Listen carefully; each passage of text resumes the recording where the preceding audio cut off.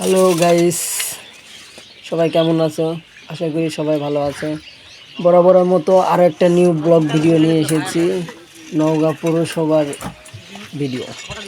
এই নওগাঁ পৌরসভার যে ময়লা আবর্জনাগুলো, এর আগেও আমি একটা ভিডিও দিয়েছি। এই ভিডিওতে মোটামুটি ভালোই ভিউজ এসেছে, কিন্তু আমি ইউটিউব মহোদয়ের কাছে একটা কথাই বলতে চাই যে আমার এই ভিডিওটা যেন ফর ইউতে যায়। এই যে পৌরসভার ময়লাগুলো, এই ময়লাগুলো সাধারণত বাছাই হওয়ার পর এটা জৈব সার হিসাবে উৎপাদিত হবে।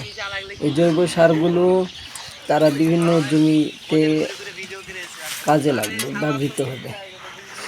যে জায়গাটা দেখতে পাচ্ছেন আপনারা, ওই সামনে যে জায়গাটা, ওখানে ময়লাটা নিয়ে যায়, রাখার পর ওখান থেকে গ্যাস বিস্ফোরিত হয়ে ওগুলো জৈব সার হিসাবে তৈরি হবে। আর আপনারা যে সামনে যে টিন শেডের যে বাড়িটা দেখতে পাচ্ছেন, এই বাড়িটাতে রাখা হবে যে সারগুলো তৈরি হবে। এই সারগুলো সঠিক জমিতে কাজ করবে কি না তার মাপার জন্য তাপমাত্রা হিসাবে টেস্ট করা হবে।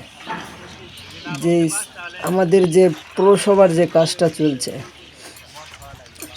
এটা আমাদের জন্য অনেকটা ভালো, যা বলার মতো না।